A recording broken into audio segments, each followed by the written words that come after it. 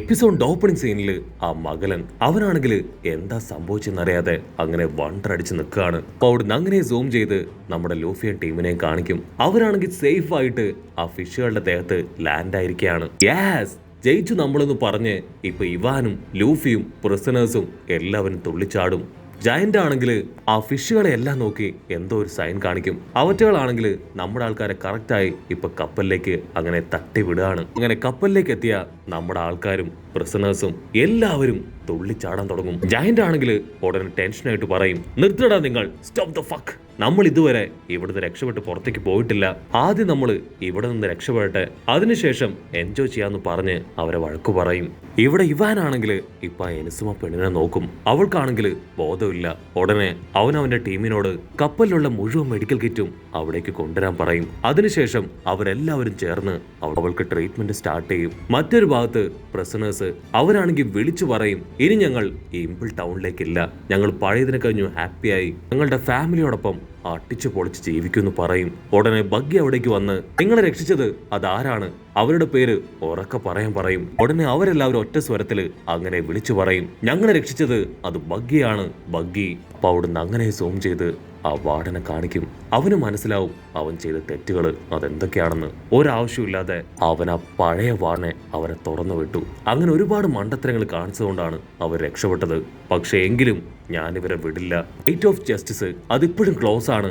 അത് അവർ ക്രോസ് ചെയ്യുന്നതിന് മുൻപ് എനിക്ക് അവരെ പിടിക്കണമെന്ന് പറഞ്ഞ് ഒരു കപ്പലിനോട് അവന്റെ അടുത്തേക്ക് വരാൻ പറയും. അടുത്ത നിമിഷം നമ്മുടെ ആൾക്കാരുടെ കപ്പലിന് പുറകെയായി ഒരുപാട് നേവി കപ്പലുകൾ അങ്ങനെ ഫോളോ ചെയ്തു വരും. അവരാണെങ്കിൽ അറഞ്ചം പുറഞ്ചം ഇപ്പൊ നമ്മുടെ ആൾക്കാരുടെ കപ്പലിനെ ആഞ്ഞടിക്കും.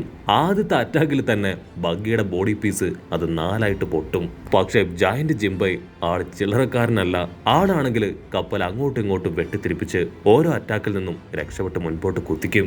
ജിംബൈ ആണെങ്കിൽ ഇപ്പൊ കപ്പലിലുള്ളവരോട് പറയും, നമ്മൾ വളരെയധികം കെയർഫുൾ ആയിരിക്കണം. ഇങ്ങനെയുള്ള സമയത്ത് എല്ലാവരും ഞാൻ തരുന്ന ഇൻഫർമേഷൻസ് അതനുസരിച്ച് കറക്റ്റായിട്ട് ഇൻസ്ട്രക്ഷൻസ് ഫോളോ ചെയ്ത് വേണം കപ്പലിൽ ഇരിക്കാന്ന് പറഞ്ഞ് ജിംബൈ ആണെങ്കിൽ ഇപ്പൊ നല്ല ഫോഴ്സിൽ കപ്പൽ ടേൺ ചെയ്യും. അവന്റെ തൊട്ടു പിന്നാലെ ആ നേവി കപ്പലുകളും അങ്ങനെ ടേൺ ചെയ്ത് വരികയാണ്. ഉടനെ ഒരു നേവി സോൾജിയർ അവൻ നിലവിളിച്ചു പറയും, നിങ്ങൾ എന്തൊക്കെ ചെയ്തിട്ടും കാര്യമില്ല, ഗേറ്റ് ഓഫ് ജസ്റ്റിസ് അതൊരു സാധാരണ ബാരിയർ അല്ല, അത് നിങ്ങളെ കൊണ്ട് തുറക്കാനോ തകർക്കാനോ പറ്റില്ല എന്ന് പറയും. അപ്പോഴായിരിക്കും നമ്മുടെ ആൾക്കാർ അതിനെക്കുറിച്ച് കറക്റ്റായിട്ട് ചിന്തിക്കുക. മാത്രമല്ല ആ ഗേറ്റിന്റെ വലിപ്പവും അതിന്റെ സ്ട്രെങ്ത് കാണുമ്പോൾ തന്നെ നമ്പർ 3 ഷോക്കാവും. ലൂഫി പോലും ഒരു സെക്കൻഡ് വണ്ടടിച്ച് അങ്ങനെ നിൽക്കും. ബഗ്ഗി ആണെങ്കിൽ ജിംബയുടെ കോളറിൽ പിടിച്ച് ഇനി നമ്മൾ എന്ത് ചെയ്യും, ഇത്രയും കഷ്ടപ്പെട്ട് ഇവിടെ വരെ വന്നത് വെറുതെ ആവും ചോദിച്ച് പൊട്ടിക്കരയാൻ തുടങ്ങും. പക്ഷെ ജിംബയ്ക്കാണെങ്കിൽ യാതൊരു ഭാവവ്യത്യാസവും ഉണ്ടാവില്ല.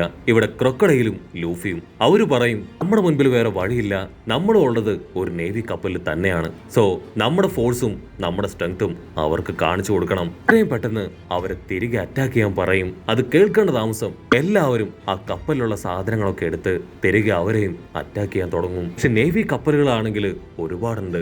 സോ അതിൽ ചില അറ്റാക്കുകൾ നമ്മുടെ ആൾക്കാരുടെ കപ്പലിൽ പതിക്കും. നേവിക്കാർക്കാണെങ്കിൽ ഇപ്പോഴും മനസ്സിലാകാത്തത് നമ്മുടെ ആൾക്കാരുടെ കോൺഫിഡൻസ് ആണ്. അവരാണെങ്കിൽ ആ ഗേറ്റ് ഓഫ് ജസ്റ്റിസ് നോക്കി പോകുന്നത് കണ്ട് അവര് വണ്ടടിക്കും. കാരണം ആ ഗേറ്റ് ഓഫ് ജസ്റ്റിസ് അത് ഓപ്പൺ ചെയ്യണമെങ്കിൽ ഇമ്പിൾ ടൗണിൽ നിന്ന് മാത്രമേ പറ്റൂ. അതൊരിക്കലും ഓപ്പൺ ചെയ്യാൻ പറ്റില്ല എന്ന് പറഞ്ഞ് അവര് ഭയങ്കര കോൺഫിഡൻസിൽ നിൽക്കും. അപ്പോഴായിരിക്കും ആ നേവി സോൾജിയേഴ്സിനെ ഞെട്ടിച്ചുകൊണ്ട് ആ ഗേറ്റ് ഓഫ് ജസ്റ്റിസ് അത് പതിയെ ഓപ്പൺ ആവാൻ തുടങ്ങുക. അപ്പൊ അവിടുന്ന് അങ്ങനെ കട്ട് ചെയ്ത് ആ ഗേറ്റ് കൺട്രോൾ ചെയ്യുന്ന കൺട്രോൾ റൂം കാണിക്കും. അവിടെയാണെങ്കിൽ മറ്റൊരു മകലൻ അവരിപ്പോ അവിടെയുള്ള ആൾക്കാരോട് ഇൻസ്ട്രക്ഷൻ കൊടുക്കും. ആ പൈററ്റ്സ് അവർ പുറത്തേക്ക് പോകുന്നത് വരെ ഗേറ്റ് ഓപ്പൺ ആയിരിക്കണം, പോയി കഴിഞ്ഞാൽ ഉടൻ അത് ക്ലോസ് ചെയ്യണമെന്ന് പറഞ്ഞ് ഒരു സ്ട്രിക്റ്റ് ആയിട്ടുള്ള ഓർഡർ അവർക്ക് കൊടുക്കുകയാണ്. അവരാണെങ്കിൽ അതുപോലെ തന്നെ ചെയ്യും. കപ്പലിലാണെങ്കിൽ സോൾജിയേഴ്സ് അവർ ഭയങ്കരമായിട്ട് കൺഫ്യൂസ്ഡ് ആയിട്ടിരിക്കുകയാണ്.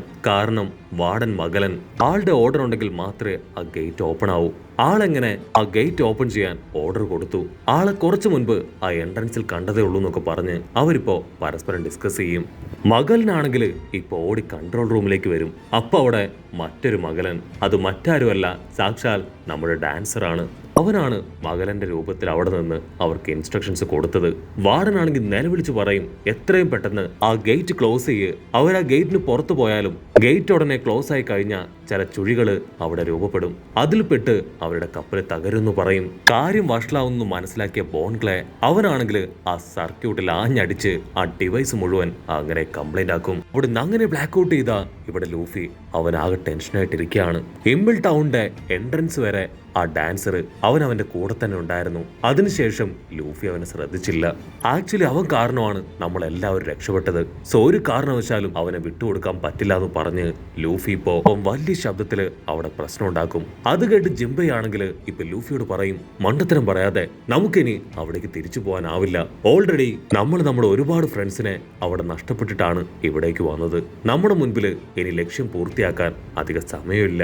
ഈ ഗേറ്റ് അത് ഓപ്പൺ ചെയ്യണമെങ്കിൽ ആരെങ്കിലും അതിൻ്റെ അകത്ത് ഇരുന്നേ പറ്റൂ. അതുകൊണ്ട് അവൻ തന്നെയാണ് എൻ്റെ അടുത്ത് ഗേറ്റ് അവൻ ഓപ്പൺ ചെയ്യാൻ ഇമ്പിൾ ടൗണിലേക്ക് പോകാം എന്ന് പറഞ്ഞത്. മാത്രമല്ല അവനാണെങ്കിൽ ഈ കാര്യങ്ങളൊന്നും ലൂഫി അറിയാൻ പാടില്ല എന്ന് ജിംബയോട് ഓൾറെഡി പറഞ്ഞിരുന്നു. അവസാനമായിട്ട് ജിംബയോട് അവൻ ടാറ്റാ ബൈബൈ ഒക്കെ പറഞ്ഞാണ് ആ കൺട്രോൾ റൂമിലേക്ക് ഓടിയത്. കട്ട് ചെയ്ത ഇപ്പൊ ജിംബൈ അവനാണെങ്കിൽ ഒരു ട്രാൻസ്പോർട്ടർ സ്നെയിലെടുത്ത് ലൂഫിയുടെ കയ്യിൽ കൊടുക്കും.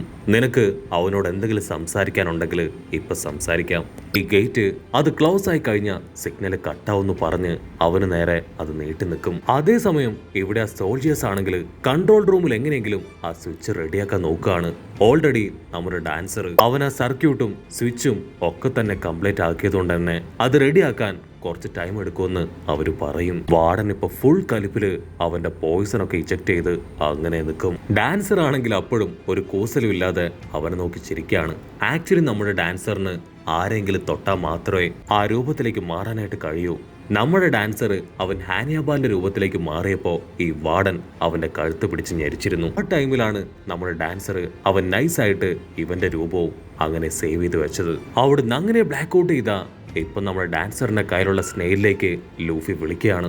നീ എന്തായി ചെയ്തേ? നീ നിന്റെ ജീവൻ ഞങ്ങൾക്ക് വേണ്ടി സാക്രിഫൈസ് ചെയ്യാണല്ലേ? പക്ഷെ നീ ഇല്ലാതെ ഞങ്ങൾക്ക് ഒരിക്കലും ഹാപ്പി ആയിട്ടിരിക്കാൻ പറ്റില്ല എന്ന് ലൂഫി പറയും. അത് കേൾക്കുമ്പോൾ ഡാൻസറിന് പഴയ കാര്യങ്ങളൊക്കെ ഓർമ്മ വന്ന് അവൻ കരയാണ്. പണ്ടൊരിക്കൽ ഇതുപോലെ തന്നെ ലൂഫിയെ രക്ഷിക്കാനാണ് അവൻ ലൂഫിയുടെ രൂപത്തിലേക്ക് മാറി ആ സോൾജിയേഴ്സിന് പിടികൊടുത്തത്. ലൂഫിക്ക് വേണ്ടിയാണ് അവൻ ഇത്രയും വർഷമായിട്ട് ആ ജയിലിൽ താമസിച്ചത്. ലൂഫി ആണെങ്കിൽ വീണ്ടും വീണ്ടും അവനോട് ദേഷ്യപ്പെടും. നിനക്ക് വേണ്ടിയാണ് ഞങ്ങൾ എല്ലാവരും ഇപ്പൊ കാത്തിരിക്കുന്നത്, എന്തെങ്കിലും പറയാന്ന് പറഞ്ഞ് വലിയ ശബ്ദത്തില് അങ്ങനെ ഒച്ച വെക്കും. അപ്പൊ ചുറ്റും ഉണ്ടായിരുന്ന ബാക്കി പ്രിസണേഴ്സും ഡാൻസറിനെ അവനെ വിളിച്ച് കരയാണ്. മറ്റൊരു ഭാഗത്ത് നമ്പർ 3യും ബഗ്ഗയും അവർക്കും അത് സഹിക്കാനാവില്ല. അവരും ഇപ്പൊ പരസ്പരം ഹഗ് ചെയ്ത് പൊട്ടിക്കരയും. ലൂഫിയും പ്രിസണേഴ്സും ആണെങ്കിൽ അവന്റെ പേര് വിളിച്ചുകൊണ്ടേയിരിക്കും. അപ്പൊ പതിയെ പതിയെ ആ ഗേറ്റ് അതങ്ങനെ ക്ലോസ് ആയി ആ ലൈൻ കട്ടാവും. ലൂഫിയും ഡാൻസറും അവരിപ്പോ 2 ധ്രുവങ്ങളിലിരുന്ന് പഴയ കാര്യങ്ങളെല്ലാം ഓർത്ത് കരഞ്ഞുകൊണ്ടേയിരിക്കും. ആക്ച്വലി ലൂഫി അവൻ ഇത്രയും കാലവും രക്ഷപ്പെട്ടത് അത് ആ ഡാൻസറിന്റെ കഴിവുകൊണ്ടാണ്. കട്ട് ചെയ്താ ഇപ്പൊ നേവി സോൾജിയേഴ്സിനെ കാണിക്കും. ഒരു കപ്പലിലിരുന്ന് മുക്കരയിട്ടിട്ടും നമ്മുടെ ആൾക്കാരെ തോൽപ്പിക്കാൻ കഴിഞ്ഞില്ല. ഇപ്പൊ ആ ഗേറ്റ് ഓഫ് ജസ്റ്റിസും ക്ലോസ് ആയി. നേവി ആൾക്കാർക്ക് അറിയാം ഇനി അവർക്ക് നമ്മുടെ ആൾക്കാരെ പിടിക്കാൻ പറ്റില്ല എന്ന്.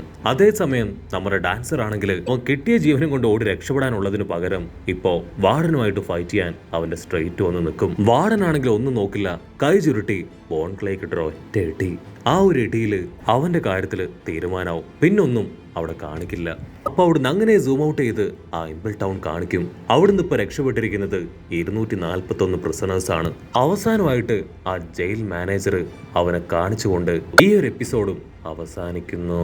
എപ്പിസോഡ് ഇഷ്ടപ്പെടുകയാണെങ്കിൽ തീർച്ചയായിട്ടും ലൈക്ക് ചെയ്യാനും കമന്റ് ചെയ്യാനും ഷെയർ ചെയ്യാനും മറക്കല്ലേ. അടുത്തൊരു അടിപൊളി എപ്പിസോഡുമായിട്ട് കാണുന്നവരെ it's me with Mallu episode.